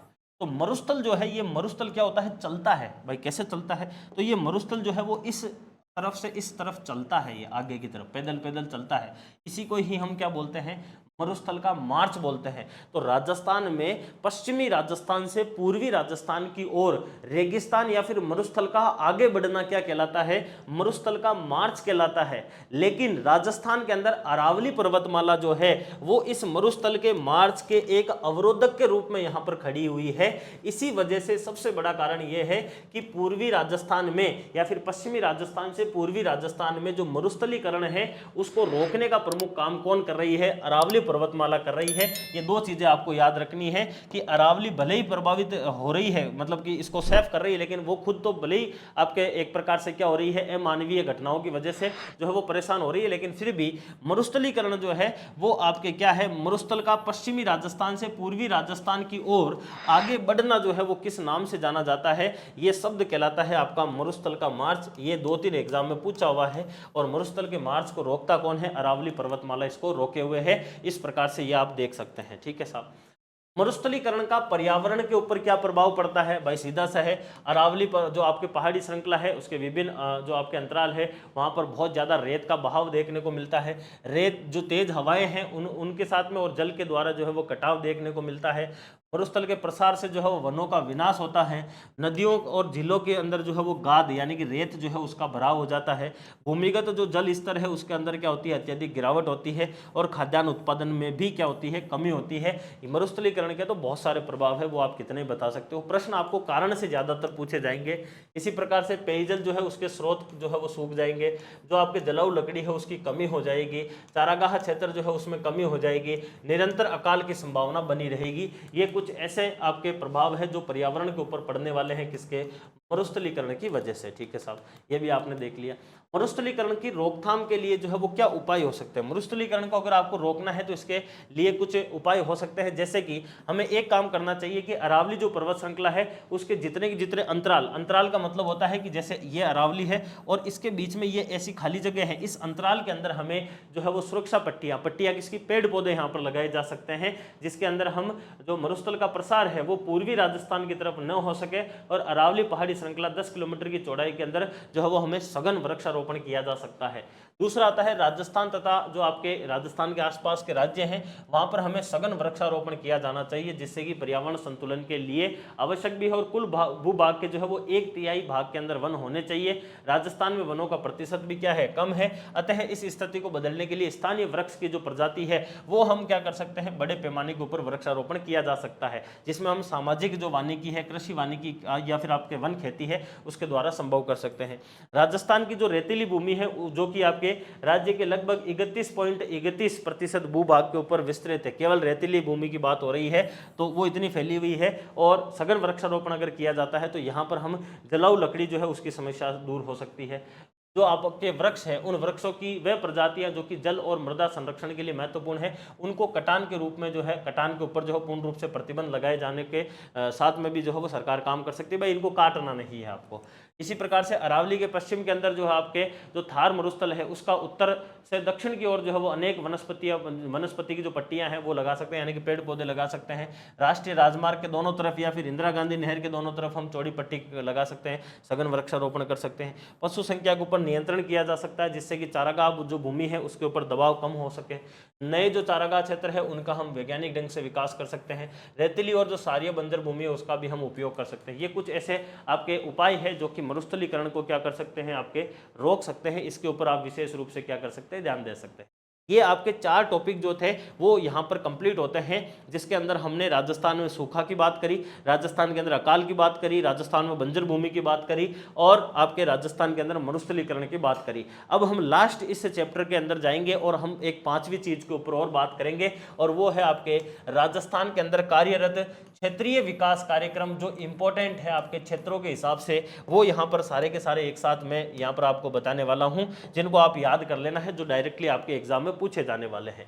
जैसे कि सबसे पहला आता है सूखा संभावित क्षेत्र कार्यक्रम, यानी कि ऐसा कार्यक्रम जो कि राजस्थान में सूखे जो संभावित जो क्षेत्र है वहां पर यह चलाया जाएगा। और इस कार्यक्रम को केंद्र और राज्य जो है इन दोनों ने 75 और 25 की हिस्सेदारी के साथ में इस कार्यक्रम को जो है वो शुरू किया था। पहली बात 1973-74 में शुरू होता है 75-25 के रेशो से। चौथी पंचवर्षीय योजना में यह लाया जाता है। और राजस्थान के जो है वो कितने जिले हैं इसमें, तो राजस्थान के 11 जिलों के अंदर जो है वो आपके सूखा संभावित क्षेत्र कार्यक्रम चल रहा है। उदयपुर, डूंगरपुर, बांसवाड़ा, अजमेर, टोंक, भरतपुर, करौली, सवाई माधोपुर, कोटा, बारा और झालावाड़, इन 11 जिलों में चल रहा है। 1973-74 में चलाया जाता है। पिछली बार वीडियो में ये प्रश्न भी पूछा गया था। केंद्र व राज्य के अंदर 75-25 के रेशो से ये चलता है।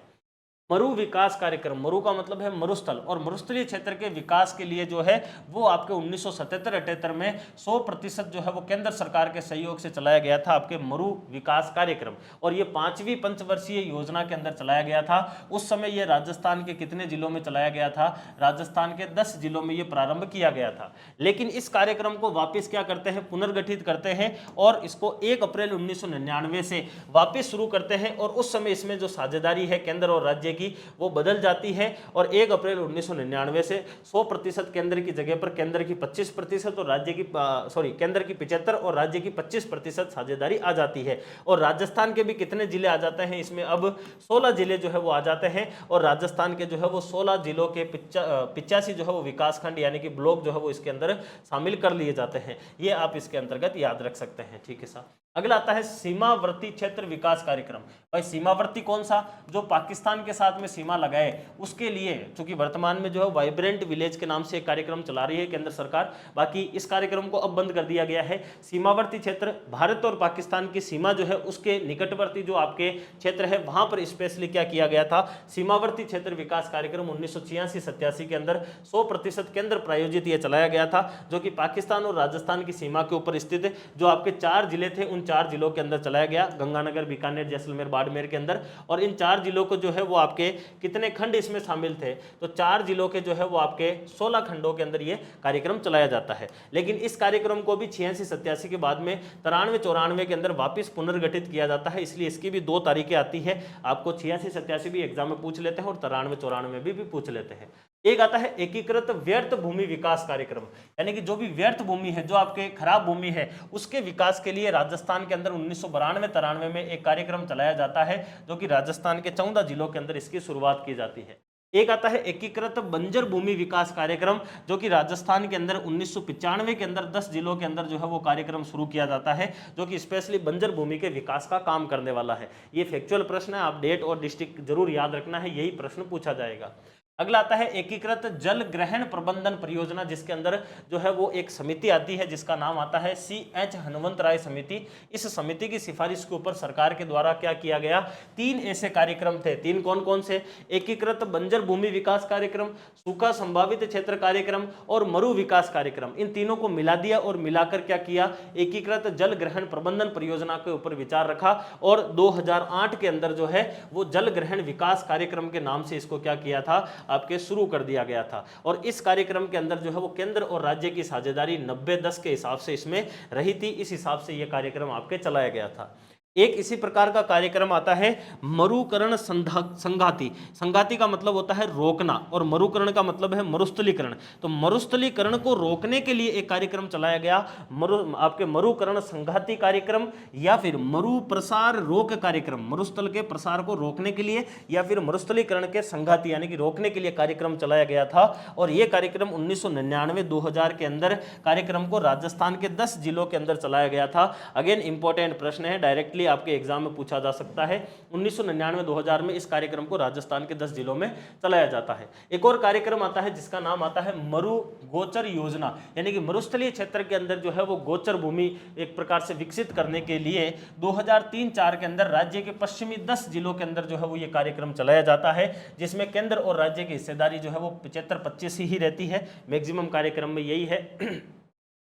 और राज्य के जो 4 जिले, चूंकि ये चलाया 10 जिलों के अंदर गया था, लेकिन राजस्थान के जो 4 जिले थे उसके अंदर इसमें क्या होती है, आपके हिस्से आपके जो है वो आवंटन होता है 4 जिलों के लिए। और जो आवंटन होता है वो होता है गंगानगर के लिए 15%, बीकानेर के लिए होता है आपके 25%, जैसलमेर के लिए होता है 30% और बाड़मेर के लिए होता है 30%। इस हिसाब से जो है वो इसके अंदर क्या होता है, आपका आवंटन किया जाता है। ठीक है, ये हो जाता है आपका जो है वो आपके मरु गोचर भूमि के नाम से योजना। अगला आता है आपके अरावली विकास योजना। ये स्पेशली अभी तो जो है वो इस कार्यक्रम को वापस जो है वो शुरू किया जाएगा और इस कार्यक्रम को वापस जो है वो शुरू किया जाने वाला है। वर्तमान में ये कार्यक्रम जापान के सहयोग से चलाया गया था। 1974-75 के अंदर इस कार्यक्रम की क्या होती है, शुरुआत होती है। राजस्थान के 10 जिलों में ये कार्यक्रम चलाया गया था। पिछली बार वीडियो के अंदर ये प्रश्न पूछा गया था कौन सा जिला शामिल नहीं है इसके अंदर, और अजमेर ऑप्शन में लिखा हुआ था, अजमेर कहीं भी नहीं है। अलवर, जयपुर, झुंझुनू, सीकर, नागौर, पाली, चित्तौड़गढ़, उदयपुर, सिरोही, बांसवाड़ा, इन क्षेत्रों के अंदर अरावली के ऊपर वृक्षारोपण किया जाएगा। इसी के लिए ये कार्यक्रम जो है वो आपके चलाया जाता है। तो जापान के सहयोग से 1974-75 के अंदर इसको शुरू किया जाता है और यहाँ पर अरावली क्षेत्र के अंदर वृक्षारोपण के लिए 1992-93 के अंदर वृक्षारोपण का कार्यक्रम भी चलाया जाता है। एक आता है डांग क्षेत्र विकास कार्यक्रम। डांग स्पेशली किसको बोलते हैं, जहां पर आपके चंबल नदी प्रवाहित होती है। उस चंबल नदी चूंकि वो प्रवाहित होती है विंध्याचल पर्वतमाला के तलेटी से, और विंध्याचल पर्वतमाला के तलेटी के अंदर अवनाली का अपर्दन इस चंबल नदी के द्वारा किया जाता है, जिसमें ये अपने साथ में रेत को बहाकर ले जाती है और पीछे जो है वो विंध्याचल पर्वतमाला की तलेटी के जो पत्थर है वो निकले हुए रहते हैं। और उन पत्थरों की अगर हम बात करें तो उनको स्पेशली वहां की लैंग्वेज के अंदर डांग कहा जाता है। एक तो ये भी डेफिनेशन है, दूसरी इसकी इकोनॉमिक सर्वे में लिखी गई है कि वो जो क्षेत्र है वो एक प्रकार से डाकुओं से ग्रसित क्षेत्र है, दस्यु ग्रसित क्षेत्र है, जहां पर डाकू जो है वो जाकर निवास कर लेते हैं, रुक जाते हैं, छिप जाते हैं, इसलिए उस क्षेत्र को डांग के नाम से जाना जाता है। राजस्थान सरकार के द्वारा 1986-87 में 100% राजस्थान सरकार के द्वारा जो है वो प्रायोजित एक कार्यक्रम शुरू होता है जो इस डांग क्षेत्र के अंदर क्या करेगा, विकास का काम करेगा। 2005-6 के अंदर इस कार्यक्रम को वापस जो है वो प्रारंभ करके प्रभावी जो है वो किया गया था। राजस्थान के 2 संभाग कौन कौन से, कोटा और जो भरतपुर संभाग है, इनके 8 जिले कोटा, बूंदी, बारां, झालावाड़ और भरतपुर, करौली, धौलपुर, सवाई माधोपुर, इन 8 डिस्ट्रिक्ट के अंदर इस कार्यक्रम का जो है वो 26 पंचायत समिति के अंदर जो है वो संचालन किया गया था। अगेन ये भी प्रश्न आपके लिए इंपॉर्टेंट है। एक आता है आपका बीहड़ या फिर कंदरा सुधार कार्यक्रम। जिस अवनाली का अपर्दन जो आपके चंबल के द्वारा जो अवनाली का अपर्दन किया जा रहा है, उसमें जो नालियां बनती है ये लंबे समय के बाद में ये बड़े बड़े नाले बन जाते हैं, और ये जो नाले होते हैं ये आपके एक प्रकार से क्या कहलाते हैं, बीहड़ या फिर कंदरा कहलाते हैं। और इनको वापस सुधार करके और कृषि योग्य भूमि बनाने के लिए केंद्र सरकार के द्वारा 100% पैसे देकर और 1987-88 में बीहड़ या कंदरा सुधार कार्यक्रम चलाया गया, जो कि 2 संभाग, अगेन वही 2 संभाग कोटा और आपके भरतपुर, जिसके अंदर जो है वो आपके 8 जिले शामिल है, वहां पर यह कार्यक्रम चलाया जाता है। एक आता है आपका मेवात क्षेत्र कार्यक्रम। अलवर और भरतपुर के अंदर एक जाति निवास करती है जिसका नाम है मेव जाति, और उस क्षेत्र को कहा जाता है मेवात। उस क्षेत्र के जो लोग हैं उन क्षेत्रों के उस क्षेत्र के उस लोगों का जो है वो विकास करने के लिए 1986-87 में राजस्थान सरकार के द्वारा मेवात क्षेत्र विकास कार्यक्रम चलाया गया था, जो कि मेव समुदाय के लिए स्पेशली आपके चलाया जाता है। और ये राजस्थान के, चूंकि इसके अंदर पहले जो है वो आपके 2 ही जिले शामिल थे, अलवर और भरतपुर। वर्तमान में इसमें अलवर, भरतपुर इसमें से हट चुका है और 2 नए डिस्ट्रिक्ट बने हैं वो इसमें शामिल हो गए हैं। तो एक अलवर है, एक खेरतल, तिजारा और एक डीग है। इन 3 जिलों के इसके अंदर 807 गांव जो है वो इसमें शामिल कर रखे हैं, ये आप इसमें याद रख सकते हो। 2024-25 के बजट के अंदर इसके अंदर 50 करोड़ रुपए भी इसके लिए रखे गए थे। एक कार्यक्रम आता है आपके मगरा क्षेत्र विकास कार्यक्रम। मगरा स्पेशली जो है वो राजस्थान का एक क्षेत्र है जो कि उदयपुर के उत्तर में 5 जिलों के अंदर फैला हुआ एक पथरीला क्षेत्र है, जो कि कृषि अयोग्य भूमि के रूप में है। तो स्थानीय लोगों के पास में रोजगार के साधन नहीं होने की वजह से राज्य सरकार के द्वारा उस भूमि को कृषि योग्य बनाना और स्थानीय लोगों को जो है वो आर्थिक सहायता देने के लिए उस क्षेत्र के अंदर मगरा विकास कार्यक्रम जो है वो चलाया गया था, जो कि राजस्थान के अंदर 2005-6 में जो है वो ये कार्यक्रम शुरू किया जाता है। राजस्थान के 5 जिलों के 1746 गांवों के अंदर ये कार्यक्रम शुरू होता है। क्योंकि इसमें पहले जो 5 जिले थे उसमें एक जिला अजमेर शामिल था। अजमेर, भीलवाड़ा, चित्तौड़गढ़, राजसमंद और पाली, ये इसके अंदर शामिल थे। अब अजमेर हट गया है और भीलवाड़ा, चित्तौड़गढ़, राजसमंद, पाली और एक ब्यावर डिस्ट्रिक्ट इसमें नया ऐड हो गया है। ये आप इसमें एक याद रख सकते हो। तो ये आपके इसमें आ जाता है। और इन लोगों के जो है वो सामाजिक आर्थिक स्तर में सुधार करने के लिए ये कार्यक्रम मगरा क्षेत्र विकास कार्यक्रम चलाया गया है। ठीक है। और इस क्षेत्र के विकास के लिए यहाँ पर ये विभिन्न प्रकार के काम होंगे, जैसे कि लघु सिंचाई, पशुपालन, पेयजल या फिर आपके विद्युतीकरण वगैरह। एक कार्यक्रम लेटेस्ट कार्यक्रम है जो आप याद रख सकते हो, जो बजट के अंदर घोषणा होती है, मुख्यमंत्री थार सीमा क्षेत्र विकास कार्यक्रम। यानी कि थार मरुस्थल जो है, उस थार मरुस्थल की वो सीमा जो पाकिस्तान के साथ में लगती है अंतर्राष्ट्रीय सीमा पर, उस क्षेत्र के लिए 150 करोड़ के बजट के साथ में राज्य सरकार ने ये घोषणा करी है कि हम जो है वो अंतर्राष्ट्रीय सीमा के निकट निवासी जो है उन परिवारों की हम क्या करेंगे, सुविधाओं के लिए जो है वो ये कार्यक्रम एक प्रकार से हम शुरू कर रहे हैं, जिसका नाम है मुख्यमंत्री थार सीमा क्षेत्र विकास कार्यक्रम। ये कार्यक्रम की जो है वो शुरुआत करी है। तो यहाँ पर अपन ने जो है वो बात करी है, स्पेशली जो आपके ये 5 टॉपिक लिखे हुए थे, इन 5 के ऊपर अपन ने डिस्कशन कर लिया है, जिसमें आपने विस्तार से जो है वो चीज़ों को समझा है। कई सारे आपको नए जो है वो डेटा भी मिले हैं, क्योंकि ये ऐसे टॉपिक है जिनको थोड़ा सा जो है वो मटेरियल ढूंढना भी इसका बहुत मुश्किल सा है, कि भाई मिलता भी नहीं है कई जगह पर। और फिर पुरानी चीज़ें पढ़ने से कोई मतलब नहीं है। अकाल वगैरह, सूखा वगैरह, इनमें वो फिक्स क्वेश्चन आते हैं जो मैंने आपको सारे के सारे बता दिए थे। तो आप कमेंट में जरूर लिख सकते हैं आपको क्लास कैसी लगी है, और भी अगर आपकी कोई ऐसी विशेष क्लास की जो है वो डिमांड है तो आप आराम से कमेंट में लिखिए, आप सभी को वो क्लासें उपलब्ध करवाई जाएगी। फिलहाल अपन इस क्लास को इतना ही रखते हैं, अगली क्लास में फिर से मिलते रहेंगे। तब तक के लिए धन्यवाद, take care, all the best.